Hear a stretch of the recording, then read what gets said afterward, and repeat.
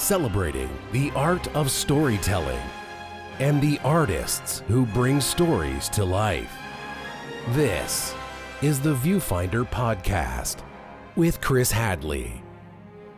Hey everyone, I'm Chris Hadley and welcome once again to the Viewfinder Podcast. This week's show focuses on a unique event taking place this Saturday, May the 30th at 1 p.m. Eastern, 10 a.m. Pacific on Zoom. A table read held by production outfit Noon Miracle for the full-length screenplay of writer Levi Alexander's coming-of-age drama Miriam, adapted from the award-winning 2025 short film written by Alexander and directed by Josie Andrews. This production is directed by Tyler Nilson. Set in Los Angeles circa 1985, Miriam stars newcomer Pearl Scarlett Gold in the title role of a young Orthodox Jewish girl about to experience something unprecedented in her tradition-minded religious community, having a bat mitzvah. At the same time, her spiritual responsibilities clash with a growing love for the sport of skateboarding, leaving her parents, Father Adam, played by Justin Kirk, and Mother Lisa, played in the film by Amy Davidson and in this upcoming table read by Azizi Donnelly, struggling to come to terms not just with their beliefs, but also their daughter's personal evolution as a young woman amidst the arch-conservative ways of her family and her faith. Tickets to attend the virtual table read, again taking place this Saturday, May the 30th, at 1 p.m. Eastern, 10 a.m. Pacific, are available to purchase on Noon Miracle's website under the Events tab, and that link will be made available in the notes for this week's show. Now I'm honored to welcome Pearl Scarlett Gold, Roman Adolfo, who plays Miriam's friend and fellow skateboarder Chris, Levi Alexander, and Noon Miracle co-founder, actress, writer, and filmmaker Jane Sibbett to talk about this extraordinary event on the Viewfinder Podcast. Well, guys, welcome to the Viewfinder Podcast. It is great to have you on today to talk about this upcoming table read of Miriam. Congratulations. I saw the film the other day. It was truly fantastic. Pearl, you did an amazing job as the title character. Thank you so much. Levi, what inspired you to write this film, and in what ways did you expand it from the original short? It was actually a feature first, Hmm. and then it got turned into a short because the director of the short and I had gotten into this like fellowship that gave us a bunch of money and resources to turn it into a proof of concept. So it was never intended to be a short. I was actually really against it being a short originally. But I wrote this at USC Film School just like for a class. I've always been involved in sports that were like maybe not necessarily aligned with my identified gender. And so and I grew up skateboarding and snowboarding. Like I still snowboard competitively. And so it's just a world that I really liked. And like being Jewish and those two worlds are just two like so separate, but such big parts of my identity that I wanted to see what it would look like to combine them. And this is what we ended up with. You gravitate towards stories of people who are, as quoted in a recent Facebook post promoting the Saturday's table read, as, quote, trying to navigate worlds that weren't built for them. How does Miriam and your previous work titled Out Late fit into that aesthetic? Out Lake is not actually my work. That's something that I just directed. Oh, So okay, yeah. But all my other work does tend to do that. I like outsiders. I just think outsiders are like, I always felt like one growing up, and I just find them interesting, and especially kids. And I think kids always feel like outsiders, regardless of what's going on with them. And that's always been like, I always tell people I write about kids as my protagonist most often because they're just like, you take a situation and you change the main character to being a kid, and it's just inherently more interesting. So yeah, I like the outsiders. I like exploring what they would do in certain scenarios. And that's how you connected not just with Miriam as a character, but also the material in the story writ large. Yeah, totally. I mean, I grew up in a town where we were literally the only Jewish people. So, and again, like I was like doing things that other people weren't doing as a kid, or things that kids thought was weird or like I shouldn't be doing as a kid, in terms of like activities that I was exploring. So it just felt like a cool combination. I'd never seen an Orthodox Jewish girl skate before, and knowing that girls like even still in super Orthodox communities aren't allowed to do the bat mitzvahs and all of the like coming of age ceremonies, but like finding out that no girls were allowed to until like pretty late into the 1900s before it was normalized in even like reform or conservative communities. It's just like really, really um, interesting to me to want to explore how that change might have happened. Jane, tell me about your production company, New Miracle, its mission, and how it's helping writers and filmmakers such as Levi to help develop and realize their projects. Well, Noon Miracle is a creative platform so that we can bring professionals with brand new writers and create a safe space for everyone to creatively collaborate.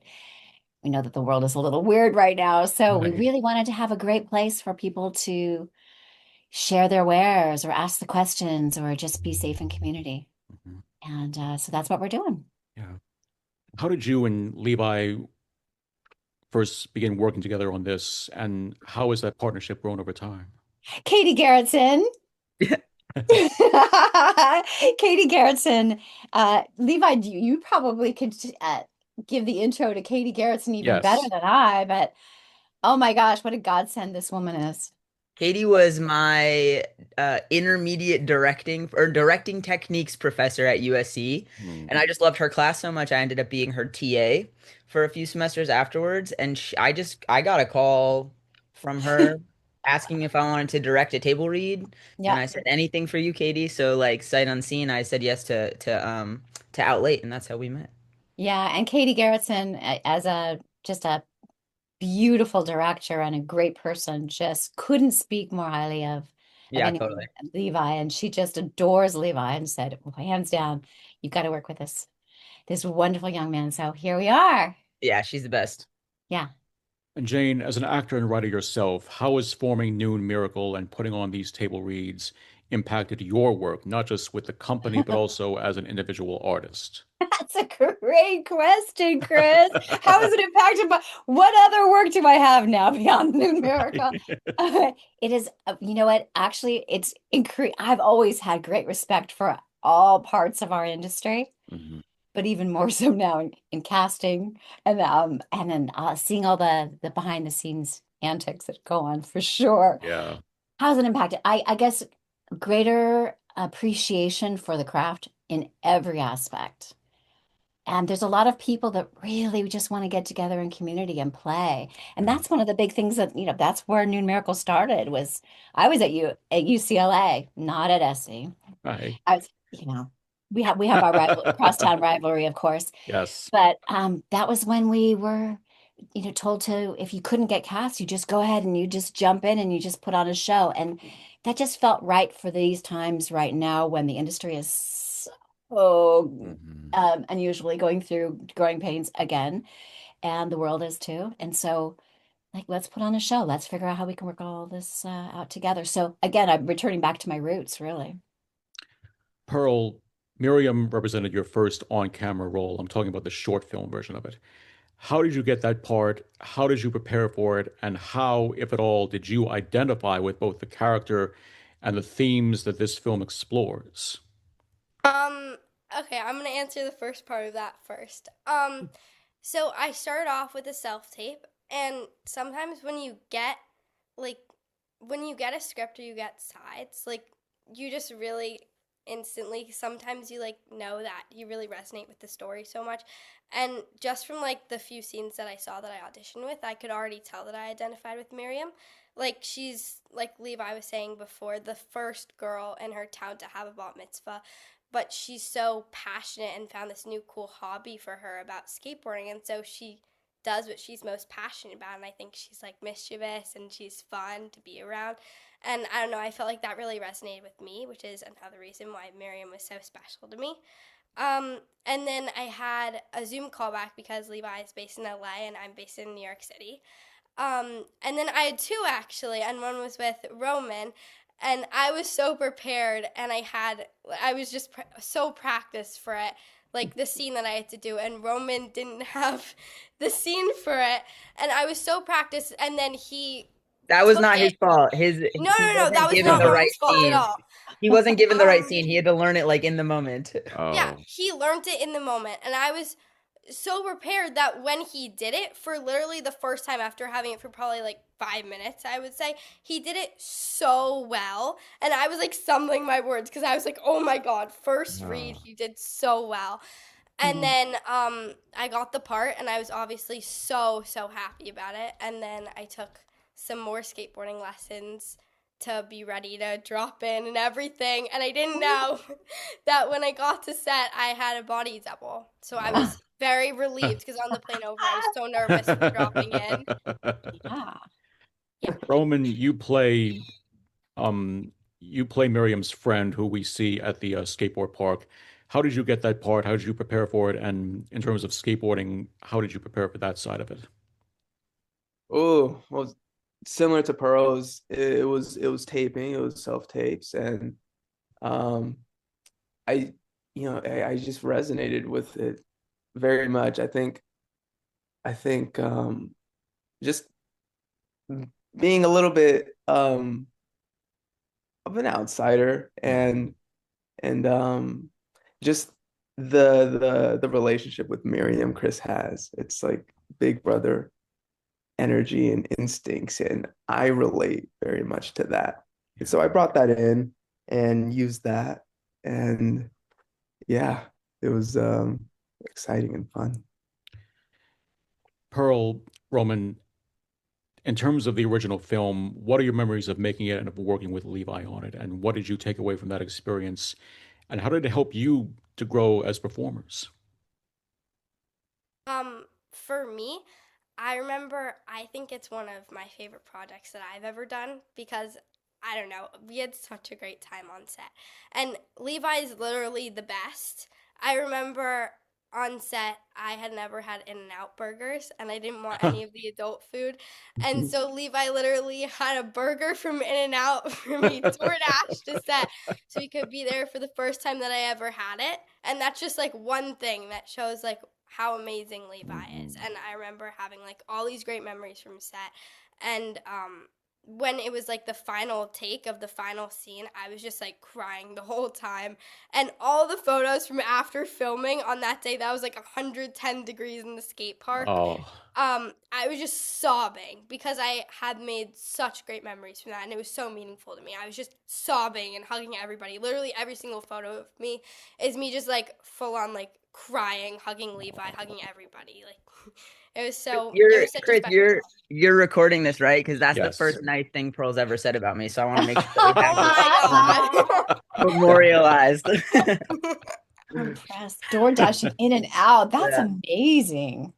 I have never been to Los Angeles and I have never had an In-N-Out burger, It's just so you know. incredible. My favorite place ever. I want to move there. I love LA so much. Yeah, it would be nice to visit.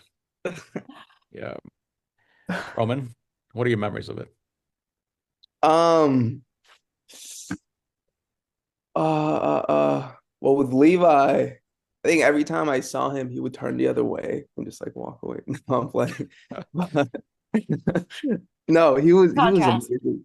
He wanted he was just like with everybody, making sure everybody is like doing great, everyone's having fun. I think that's the main thing, is just like having fun, because it really is, it's like it's rare to make a movie and to have a lot of people come to a set or one location, like 20, 30, 40, 50 people, how many people, and just like make this one piece of art. And it was just very exciting, and I didn't take it for granted at all. How did you all get involved with not just this table read, but also Noon Miracle? And what has it been like working with them up to this point? Today's not the first day we've met. Yeah. Yeah. We're doing all the meeting this week, actually. How is it so far? How's it so far, Roman and Pearl? Is it going okay? Amazing. Great. Yeah. Amazing. You just have to say we love New Miracle, and then we can go on from there. Love New Miracle. Love it. I didn't put them up to that, Chris.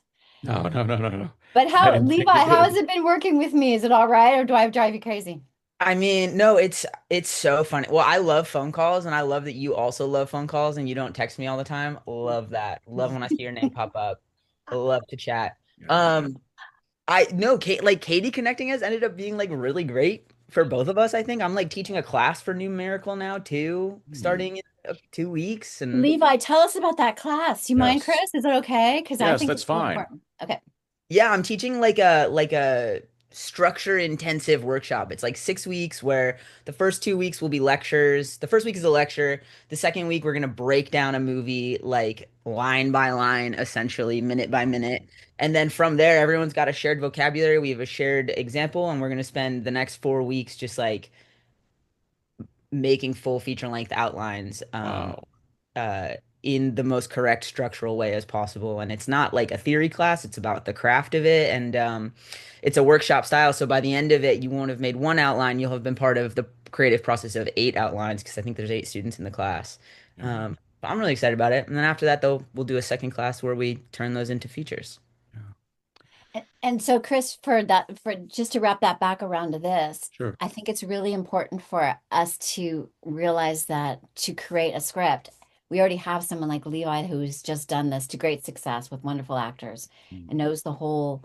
But there's so many people that are teaching that are in theory, and they're just book taught, and Levi has it all already, even Yeah. at this young age. He's incredible. What a gift to have this person on Numerical. I just Yes. say that. And as a screenwriter myself, I would definitely love to take a class like that if it was ever Join us. available. Yeah, I think Join there's a us. spot left. Yeah. Yeah. Yeah. Now, Roman and Pearl, in what ways have your own personal experiences, if any, informed your characters in the original film? Um, for me, I think Miriam kind of has like a bunch of themes of family and like supporting each other. And for me, I'm really close to my family, and they're so supportive of me.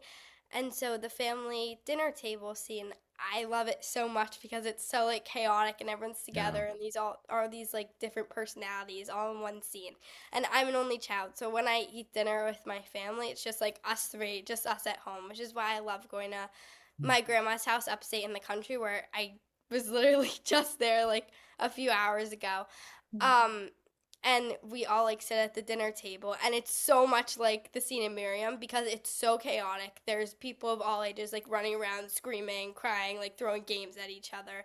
Yeah. And I felt like that scene in Miriam was one of my favorites because it reminded me of my family exactly. And so I kind of took that into the process of filming it. Another reason why that was my favorite scene in Miriam is because I got to eat a lot of brisket, and I love brisket. And they Yeah. had a spit bucket for me that I barely use because I ate Yeah. so much brisket.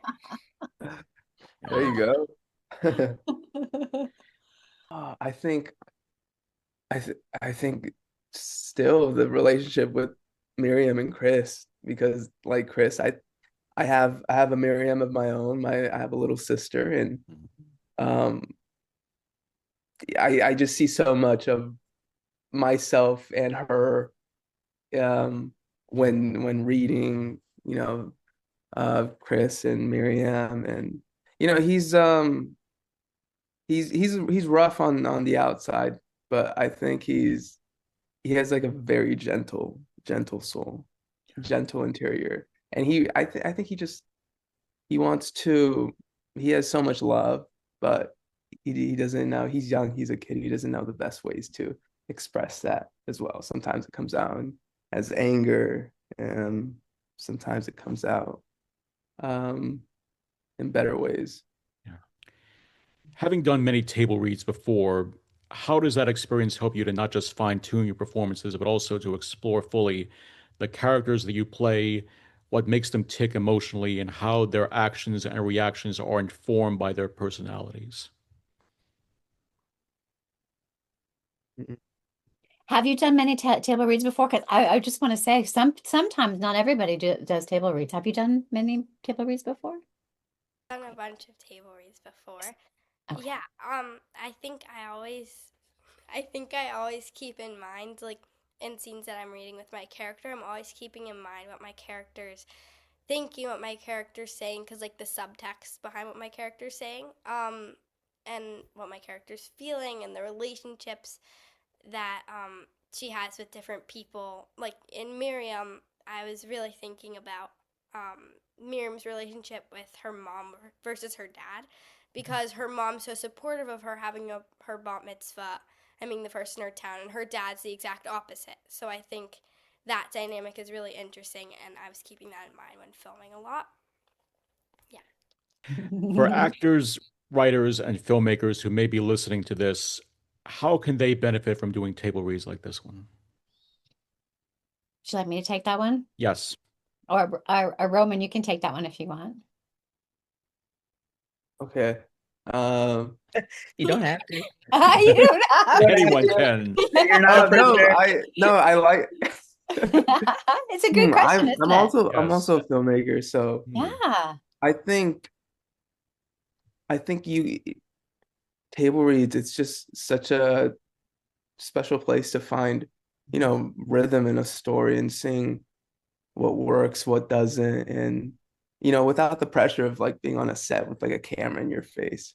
Right. So I think that's one benefit. It's magical. I would say I love table reads, and I've come through hundreds and hundreds of table reads, and I think for every actor, it's magic. For all the writers, you learn new things. You suddenly have the words coming out of people's mouths that you wrote down. It's just Right. it's an incredible creative space. Mhm. And I have had people breathing down and watching, that are the studios or the executives taking notes, and it doesn't matter because you're just playing. Levi, you want to jump in? Yeah, I mean, like you can read your own words 1,000 times in your own head and you're going to say them the same way, but like Roman or Pearl reads my words and they're interpreting them entirely different way. So it's really fun and really interesting to get to hear your full movie out loud outside of the confines of your head and see like, oh, this is how this could be interpreted, or like the rhythm of this, like Roman said, is working or it's not. And it's a really, really useful tool that you can do at any stage of the writing, which is nice. You just get a bunch of friends and ask them to sit around a table and read it. We did a table read of Miriam like 4 years ago when I wrote it in class just for fun. So it's like it just really helps you iron out any kinks that you might be able to find. Jane, Levi, in what ways will this reading help to not only forward production of the feature-length version of Miriam, but also to help forward the missions of both Noon Miracle, which is holding this table read, and the charity that it's going to be benefiting, Exposure Skate, which uses skateboarding to help girls and young women find not just confidence, but also community in both the sport and in life? Levi, you want to go first? Yeah, I mean, I don't know how it will help um with like production of the feature or any of that, but it's always nice to have people see your story and hear your story. And so this is an opportunity for anybody who's maybe interested in funding a movie to be able to hear the script and decide if this one feels right for their slate and what they've got going on. So it's always just good to hear it out loud. And again, for me, like it's just good to hear it out loud. And now, I wrote this 4 years ago. I have a whole different perspective on the world. So maybe there needs to be some edits after hearing the table read. I don't know. Maybe we go back and work on it a little bit. There's a lot of different things. And then Exposure Skate is just like an organization that I've been familiar with for a long time. They just do really cool stuff. And so we're excited to contribute in however we can with the ticket sales going to them. And hopefully that can help them. They do a lot of college scholarships for girls through skateboarding and things like that. So it'd be cool to maybe contribute to someone Yeah, getting girls into. and non-binary too, which is I Yeah, think is correct. so Yeah. important in the context of what's going on in the world. Yes. Yeah, totally. And So I think their whole thing too is like, anyone who doesn't have a place, anyone who doesn't have a place can find a place with them, which is super cool. and they also do mentorship. Chris, I would say also just the idea that we can get together and listen to the story in the context of what's going on in the world right now, Right. where we absolutely need to figure out this part about tradition and about how we expand and how we can expand our hearts and the way that we can come together and grow. There is so much going on right now that I, as a mother, really, really want to bring stories forward that really help my grandkids now to think and to navigate what this world's going to be like. What will they do, or what will my friends do, or what will my community do when they come to make the decisions about, look, I'm expressing myself through my sport. That's where my love is. I also can have my faith, and how can they work together? So I think there's a lot of this movie in particular is one of our favorites because it explores all of this. It's Oh, not just for the people that are trying to sell a movie, but it's really about community that is out there in the world who really could support, who could throw money at Levi to make the feature, or we can ring some bells at some studio executives like, yeah. okay, if you want to change the world for good, this is one of those films that will Yeah. do that. And I think it's a great concept. It definitely has potential, and I would love to see it fully expanded into a feature one day if the interest is there and if the funding is there. And I would especially love to have all of you back on, as well as hopefully Azizi and Justin, to discuss that because Yeah. their roles in this film are so important to the story and to Miriam's arc in terms of the story itself. Thank you, Chris. Chris? Very welcome. Now, what projects are you all working on now or have completed, and can you share any details about those? Pearl. What you working on, Pearl? Um, I just filmed a short film called Margin of Innocence, which I love doing. And I was just in Washington, D.C. actually for the first time for this feature film that I did called Our Bodies and Other Shames. It's around film festivals right now, and it's coming out in the fall, I think. Yeah, so I just saw that screened, and that was cool. And Yeah. I'm just auditioning and stuff. You let us know how we can see it too, okay? Yes. We're Yes, gonna I support will. you. I'm also waiting to hear. I just had a call back too, and I'm waiting to hear if I get the part. Cause if I do, then I'm gonna be filming all summer, and if I don't, I'm gonna go to Montauk with my friends Georgia and Lola. So we'll Win-win. see. Yeah, Great. it's a win-win. Awesome. Levi?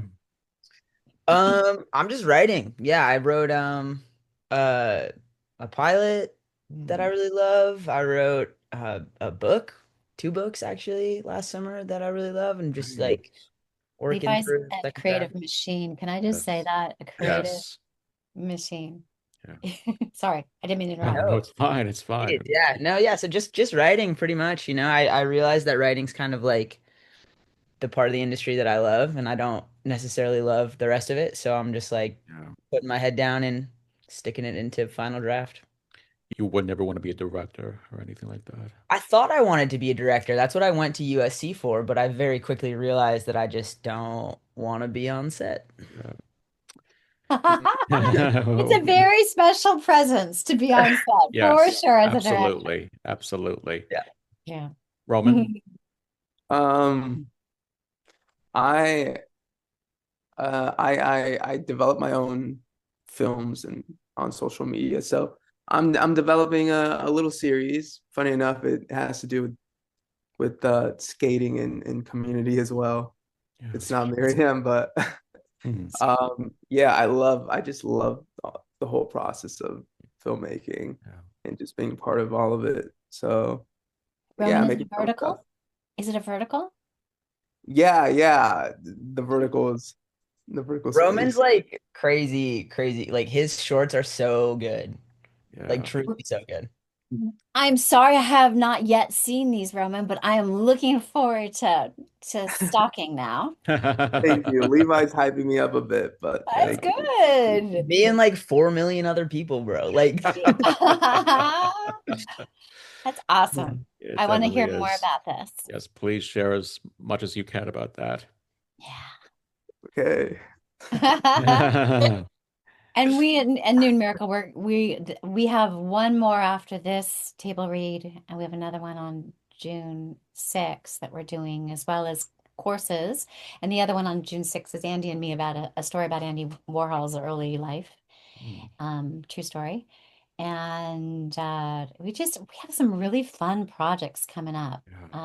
Courses and collaborations and retreats, all sorts of things. So we really, really interested in continuing safe space to people who really, especially right now, need it. Yes. And finally, when people attend this table read, what do you hope they take away from not just seeing the film story come to life through the performances of the cast, but also how the story explores issues of identity, culture, belief, and gender, especially in these times? It's just like I'm just so baffled how people can be so bothered by what's going on in other people's homes when it just like does not affect anybody outside of the confines of that. And so um that's kind of what I'm always trying to say is like let's just like mind our business, let people do what they want to do. And so this is like a little micro glimpse into a family and a girl who's just trying to like do what she wants to do, and people have a problem with it and they shouldn't, and they realize that by the end. And so hopefully other people can realize that their grievances in these situations are also arbitrary and don't need to exist. Like I was saying before, she's passionate about skateboarding and she does it. And I think it kind of shows like always staying true to yourself and doing like what you want to do rather than like focusing on what other people want for you, because her whole family or parts of her family want her to not do the bat mitzvah, parts of her family want her to, and she's like defying like what normally happens in her community, and she's staying true to herself and doing what she wants to do. And yeah, she's doing skateboard competitions and everything. Yeah. So I think Roman? that's important. I think because it's such a specific story, but it's also like universally relatable at the heart of it. I think if people just come out a little more empathetic and reflective out of it, I think that's a win. I think it did its job. Jane? I really want people to come out of this with joy for someone who considers herself a little bit on the outside, as I do, to actually be more courageous about standing up for your spirit, standing up for, as Pearl said, truly who you are, and also just unifying people coming together at a skate park and anywhere in the world. If we can just come together, we can have so much more fun. Yeah. And we really need creativity to tell our stories, and we need the freedom to tell our stories and to be who we really are and to worship the way we want to worship and grow together as a community. It's such a beautiful, I mean, I just think about the dropping into a skate park is such a beautiful metaphor about outrageous courage to be able to drop in like that to who you really are and to have the ride of your life. And so why not? This life is so precious. If there's a time for us to really live the best and sweetest ride of our life with others, it's now. So I'm hoping they get a bit of that. And we saw this. Yes. Nobody's mad about that either. Yeah. I would really love for this movie to go on to great success, because goodness knows we need really good movies right now. Yes. I was just saying the other, like, everything on TV right now is of like bad people doing bad things, and there's a market for that, but I'm so sick of it. And I'm like so tired of it. Yeah. that's why I'm like, Hacks and Shrinking and Ted Lasso. I'm just like, I just feel good afterwards, and I just want like to not watch bad people do bad things. Agreed. I just turn it right off. That's just my thing right now. I'm just not taking it. It's got its place. I'm just not in the mood. I see enough bad people doing bad things on the news and in the streets. Of course. We need relief. We need to hang out with friends and have more fun. Yeah. And we definitely need more stories like Miriam's, because we all know how there is way too many blockbusters and sequels and prequels and superhero movies out there. There has to be room for mature storytelling that, is character focused, character first, and stories that tell about real people with real experiences, real problems, and how they go through those and how they experience their own personal awakening, as it were. Yeah. Miriam does become a superhero in the sequel, but we'll wait until then. She can fly. It's true. Yes. Please write that in. Once again, my sincere thanks to today's guests, Pearl Scarlett Gold, Roman Adolfo, Levi Alexander, and Jane Sibbett, for joining me on the Viewfinder podcast to talk about this incredible table read of Alexander's full-length screenplay for Miriam. I'm Chris Hadley. Thank you so much for listening, and until next time, please stay safe, everyone. The Viewfinder podcast is hosted, written, produced, and edited by Chris Hadley. The show's title logo is designed by Madison LeBlanc. Our theme music, Call to Adventure, is composed by Scott Buckley and appears under a Creative Commons Attribution 4.0 license. Be sure to like, listen, and subscribe to the Viewfinder podcast on Apple Podcasts, Spotify, or wherever you get your podcasts. Check out video versions of the show on our YouTube channel at youtube.com/The Viewfinder Podcast with Chris H, all one word.